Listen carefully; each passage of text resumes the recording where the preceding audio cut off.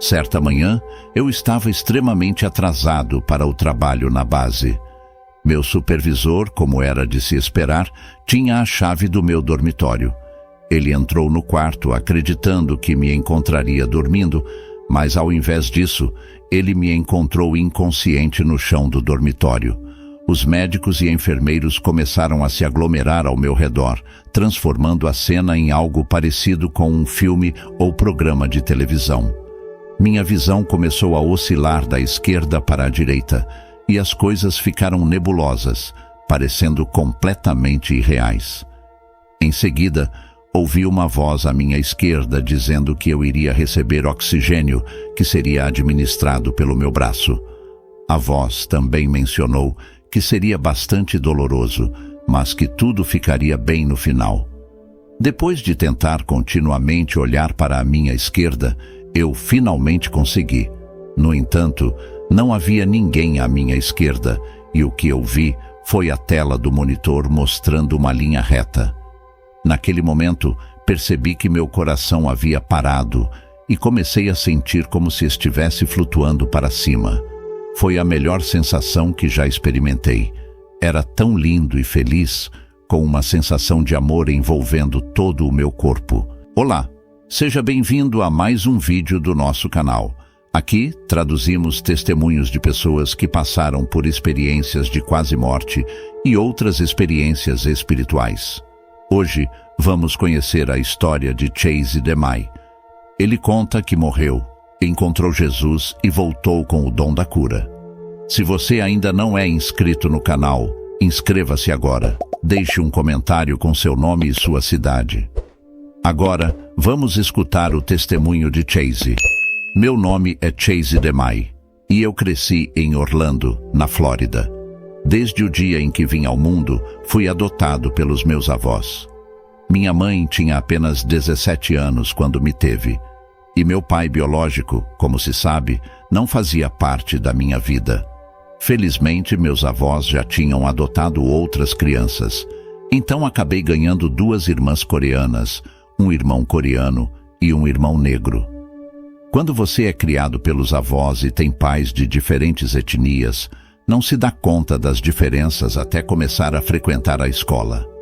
Lá, as pessoas começavam a apontar que eu não me parecia com meus irmãos. Ao sair para comer, frequentemente perguntavam de que igreja éramos. Fazia sentido para eles que crianças com aparências tão distintas fizessem parte da mesma família. Costumávamos nos amontoar em um ônibus de viajante tropical, se você se lembra desses, e tivemos uma infância maravilhosa. No 7º ano, surgiu a oportunidade de me juntar a um programa militar na escola secundária, conhecido como Corpo de Treinamento de Oficiais da Reserva, e eu a aproveitei com entusiasmo. Fui um dos primeiros voluntários. Meu avô havia servido no Exército e meu bisavô na Marinha. Então sempre houve algo dentro de mim que dizia que esse era o caminho certo para mim. Definitivamente não era um fardo. Era algo que eu ansiava fazer, sentindo um chamado para defender o país que eu tanto amava. Assim que completei 17 anos, entrei na Força Aérea. Meu pai, que havia servido no Exército, me disse que se eu fosse me alistar em algum ramo militar e ele tivesse que assinar a papelada, eu deveria escolher a Força Aérea. Ele sempre teve uma ponta de inveja das condições na Força Aérea e, como pai, queria o melhor para mim. Na Força Aérea, ingressei como instrutor de série, que significa sobrevivência, evasão, resistência e escape. O trabalho de um instrutor de caça envolve ensinar os pilotos a sobreviverem em situações de emergência. Infelizmente, não demorou muito para que eu me machucasse durante o treinamento. Sofri um acidente que lesionou ambos os joelhos. Foi um pouco vergonhoso, como se machucar durante a prática, mas minhas rótulas se deslocaram e romperam. A cirurgia necessária era chamada de liberação lateral, que realinha as rótulas. Hoje, acredito que poderia ter me reabilitado sem a cirurgia e continuado no meu trabalho original, mas o cirurgião da Força Aérea na época afirmou que a cirurgia era o melhor caminho. Infelizmente, a cirurgia no joelho não foi um sucesso. Até aquele momento, eu tinha um objetivo claro para minha vida: passar 20 anos na carreira militar. Quando a lesão ocorreu, meus planos começaram a desmoronar. A visão que eu tinha para minha vida se desfez de forma catastrófica. Eu não sabia o que faria a seguir e comecei a me sentir muito assustado e nervoso.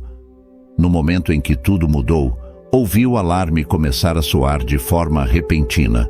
Foi como se eu estivesse em um filme ou programa de televisão, onde os alarmes disparam e minha visão começa a melhorar, movendo-se da esquerda para a direita.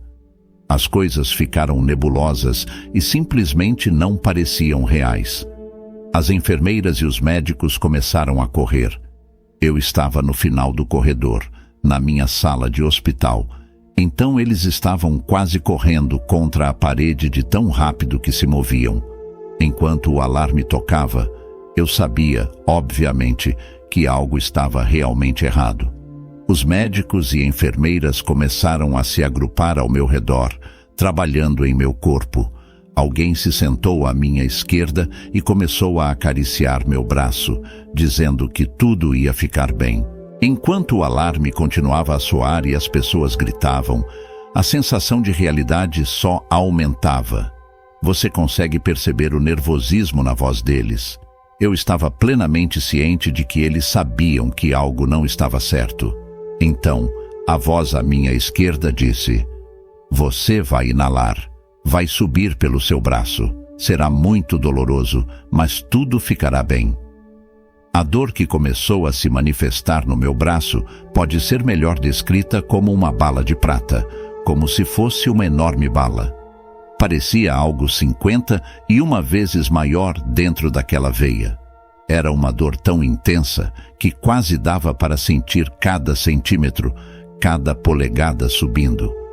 Realmente parecia um trem vindo em direção ao meu coração. Eu lembro que minha perna direita deu um leve chute no ar enquanto as enfermeiras e os médicos estavam sobre mim. Foi uma reação natural, um reflexo, aquela dor subindo pelo meu braço.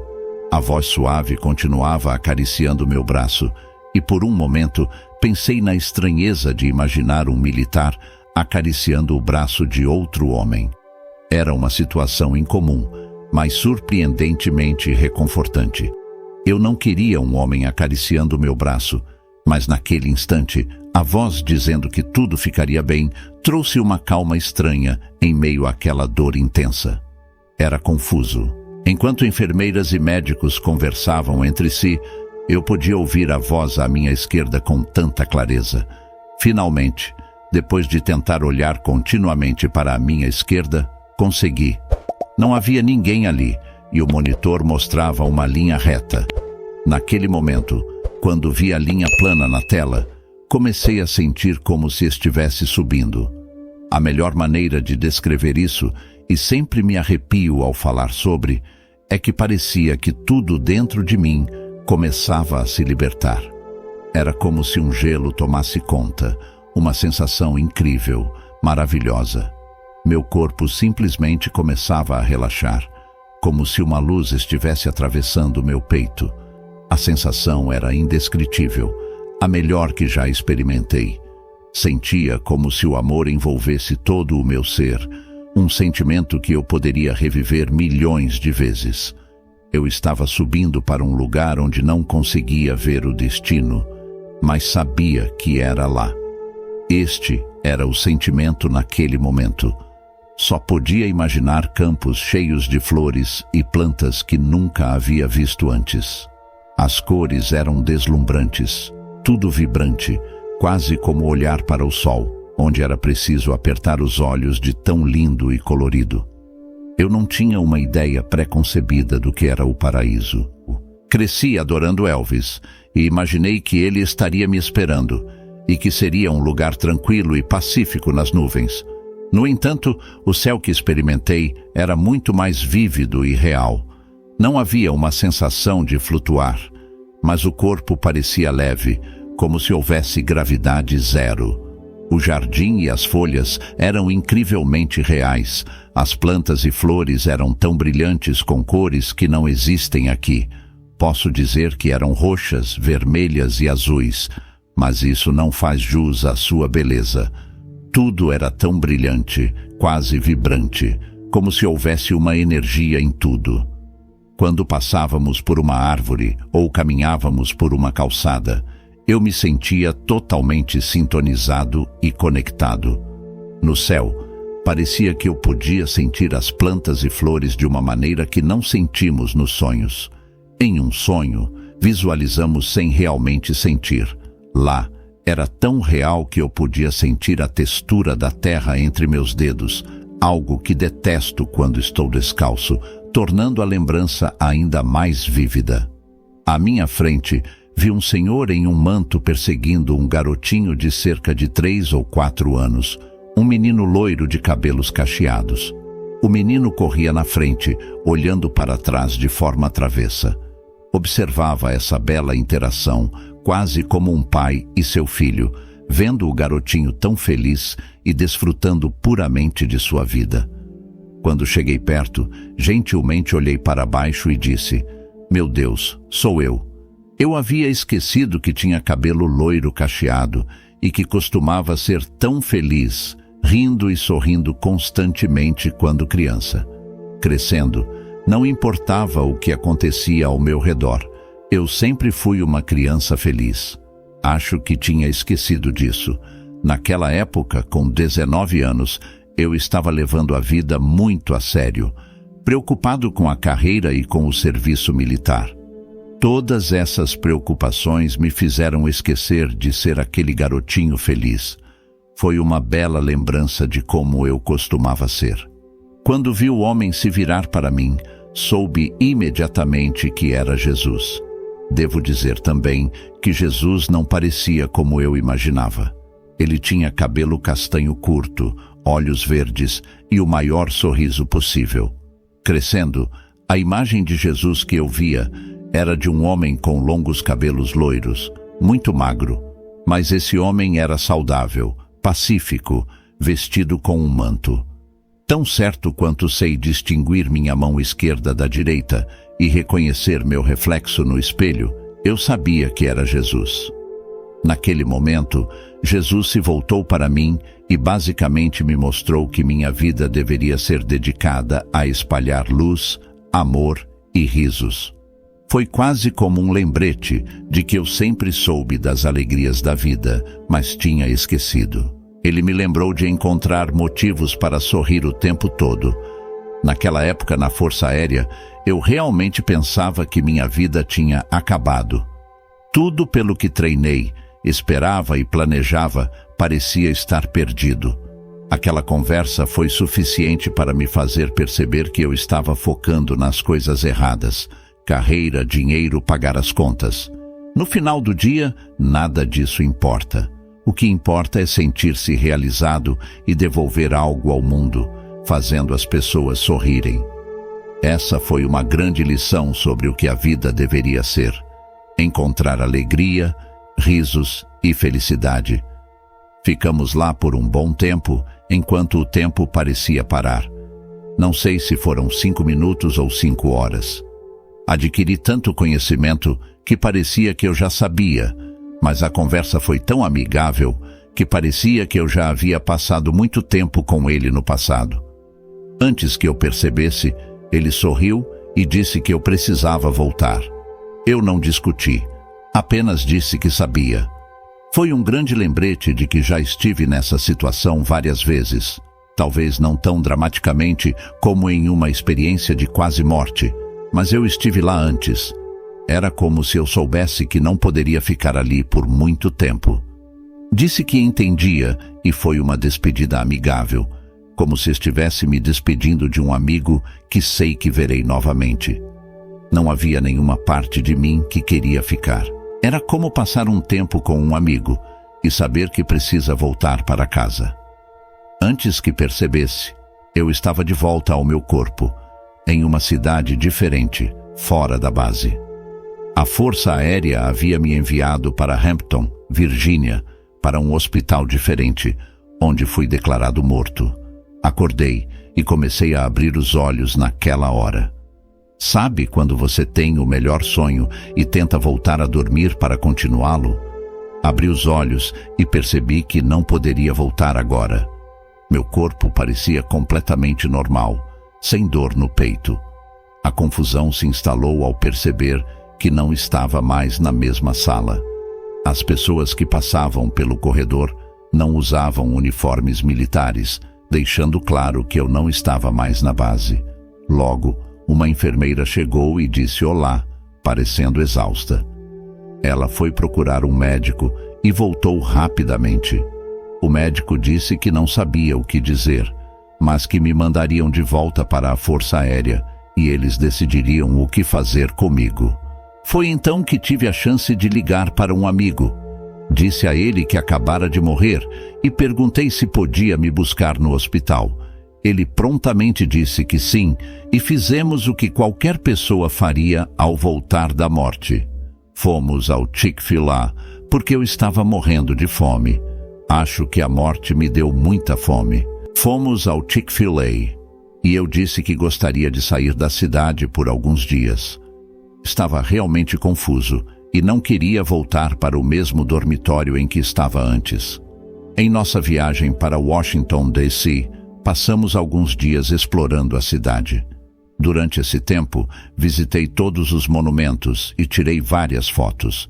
Naquela época, meu braço esquerdo estava completamente roxo e preto devido aos hematomas. Os ferimentos foram tão graves por causa da viagem de avião que precisei voltar ao hospital. O hematoma no meu braço estava ainda muito ruim e eu ansiava por uma resposta. Queria entender por que havia passado por aquela experiência de quase morte. Retornei ao hospital, onde documentaram o que aconteceu com meu braço. Eles registraram um parágrafo dizendo que o paciente havia sofrido uma embolia aérea, que ocorre quando o ar chega ao coração. Parece que a enfermeira acidentalmente permitiu que o ar entrasse na veia por meio do intravenoso, um dos principais vasos sanguíneos, o que quase me destruiu. Porém, os médicos e enfermeiras também não conseguiram compreender completamente o ocorrido. Não sei quantas pessoas eles já viram sobreviverem a uma parada cardíaca, então nunca houve uma conversa honesta sobre o que realmente aconteceu e eu ainda estava vivo. A partir daquele momento, eu não me sentia à vontade para contar essa história para as pessoas, pois me parecia surreal. Temia que as pessoas achassem que eu estava louco, e isso era uma preocupação genuína, porque eu não conhecia o termo experiência de quase morte. Nada nesse mundo fazia sentido para mim, e pensei que os outros poderiam achar que eu era insano. Por isso, só contava essa história para pessoas muito próximas a mim, pois não sabia como lidar com essa nova experiência. Até o dia 8 de julho de 2008, poucos meses depois, eu estava completamente aposentado dos militares. Uma semana após essa data, minha vida mudou drasticamente. Decidi que faria tudo o que me interessava ou parecia divertido. Entrei para um clube de breakdance em uma universidade local que nem frequentava. Fiz comédia stand-up por um tempo, me envolvi na fotografia e fotografei casamentos. Aprendi a dançar dança de salão e me tornei instrutor nessa modalidade. Eu estava riscando itens da minha lista como se fosse minha segunda chance de viver. Participei de concursos com celebridades, apareci na TV e fui locutor de um time local de beisebol e hóquei em Norfolk, Virgínia, por alguns anos. Queria tanto fazer coisas que me deixassem feliz e espalhar alegria, risos e amor, conforme me disseram para continuar compartilhando. No entanto, chegou um momento em que pensei que era hora de amadurecer, de arranjar um emprego real. Consegui um trabalho em uma estação de rádio, algo bastante corporativo, e fiz isso por alguns anos. Foi gratificante poder pagar as contas e ter uma casa bonita, mas comecei a sentir culpa. Sentia que me tornei egoísta, pois não estava compartilhando risos e criando memórias para outras pessoas. já que passava o tempo sentado em um escritório. Participei de um retiro com uma organização de veteranos, onde passamos 5 dias fazendo yoga e meditação. Falaram sobre a importância de focar na saúde mental e encontrar paz interior. Eu nunca havia meditado ou praticado yoga antes, especialmente ao lado de outros veteranos homens. Talvez todos tenhamos rolado os olhos no começo, mas ao final dos 5 dias, senti que estava mais feliz do que nunca em minha vida. Então, retornei para casa e minha esposa, ao me ver, disse que eu parecia uma nova pessoa. Naquela tarde de sexta-feira, minha esposa disse que eu parecia uma pessoa diferente. Ela mencionou que eu estava tão relaxado, algo que não via há muito tempo, especialmente durante o período em que estava focado no meu trabalho corporativo, como um executivo sério. Ela disse que eu havia mudado e parecia extremamente feliz comigo mesmo. Naquele momento, comecei a questionar novamente qual era o meu propósito e por que estava aqui. Realmente comecei a me lembrar da minha experiência de quase morte. Em 1 ou 2 dias, comecei a sentir que meu corpo havia mudado completamente e me tornei muito mais consciente do meu ambiente. Acredito que, apenas praticando meditação, yoga e exercícios respiratórios, minha mente relaxou tanto que pude realmente observar o mundo exterior e obter uma melhor compreensão de como poderia ajudar. Comecei a perceber que tinha dons que talvez não fossem tão comuns quanto eu imaginava. Comecei a sentir intensamente as emoções de todos ao meu redor. Minha intuição ficou mais forte e eu estava muito ciente se outras pessoas ao meu redor, mesmo completos estranhos, estavam sofrendo. No momento em que senti esse peso de precisar ajudar todos ao meu redor, percebi que precisava curar todos do seu sofrimento e tentar trazer qualquer tipo de energia positiva que eu pudesse para eles. Sentia que, se estivessem tristes e perto de mim, era meu trabalho ajudá-los. Não só experimentei isso, como realmente comecei a abraçar e aceitar que essa era a nova realidade de algumas coisas que eu era capaz de oferecer ao mundo. Essa nova perspectiva me fez entender que tinha a responsabilidade de usar minhas habilidades para trazer alívio e felicidade para aqueles que estavam sofrendo. Ao adotar essa missão, percebi que meu propósito era muito mais profundo do que apenas desempenhar um papel no ambiente corporativo. Eu estava destinado a tocar a vida das pessoas de uma maneira positiva e, usando minha nova consciência e empatia, criar um impacto real no mundo ao meu redor. Minha avó foi internada no hospital e, quando descobri, comecei a rezar fervorosamente e a fazer o que sabia. Senti algo profundo em meu peito, onde podia estender minhas mãos e orar por um pouco menos de dor. Eu sabia que não podia curar completamente todos, mas estava apenas rezando para que ela sentisse um pouco menos de dor e sofrimento. Antes que percebesse, comecei a sentir um formigamento nas palmas das mãos. Olhei para baixo e vi que tinha marcas realmente visíveis em ambas as palmas. Imediatamente, percebi que isso estava me assustando um pouco. Mostrei para minha esposa e tirei uma foto das marcas, pois senti que precisava documentar e talvez mostrar para alguém em quem confiasse. Quando mostrei para algumas pessoas, elas disseram que eu deveria parar, que tirar a dor dos outros não era minha responsabilidade. Eu disse, ok, para elas. Mas em minha mente, pensei que era apenas uma reação alérgica, algo acontecendo com meu corpo, como ter uma erupção cutânea no antebraço. No entanto, essas marcas só apareciam quando eu realmente tentava ajudar alguém ao meu redor. Então, não era uma experiência dolorosa, mas sim pacífica, que eu podia sentir fisicamente nas mãos, como se uma energia estivesse passando por elas. Certa vez, estava em um avião que estava completamente silencioso e nunca conseguia dormir em aviões. De repente, senti uma presença que imediatamente me tocou o peito e pensei: isso é Jesus de novo. Tivemos uma troca onde ele disse que eu estava no caminho certo, mas precisava cuidar de mim mesmo. Se eu esgotasse minha energia, não seria capaz de ajudar ninguém. Ele disse que eu precisava permitir que as pessoas vivessem suas próprias experiências humanas, que não podia tirar toda a dor de todos, pois algumas pessoas precisam passar por isso. Essa foi uma lição profunda e difícil para mim. Foi um lembrete de que não posso tentar curar todos que acho que estão sofrendo, porque isso também me faria sofrer. Ainda preciso permitir que as pessoas experimentem este mundo humano, e não é meu trabalho intervir constantemente na vida delas.